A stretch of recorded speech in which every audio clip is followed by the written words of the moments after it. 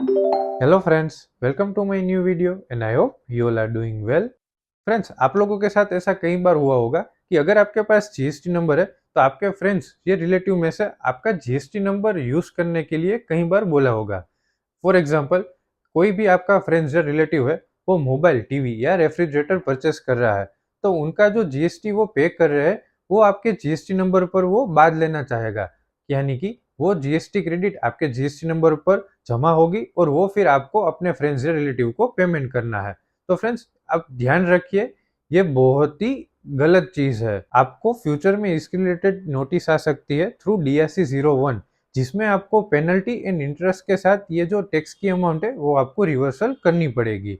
तो फ्रेंड्स, यहाँ पर आपको ये ध्यान रखना है कि जो भी आप पर्सनल एक्सपेंस या पर्सनल कंजम्पशन करते हो और उसमें जो आपने जीएसटी पे किया है, उसके रिलेटेड की जीएसटी क्रेडिट आप क्लेम नहीं कर पाओगे, क्योंकि वो इनएलिजिबल है as per section 16 of the GST act.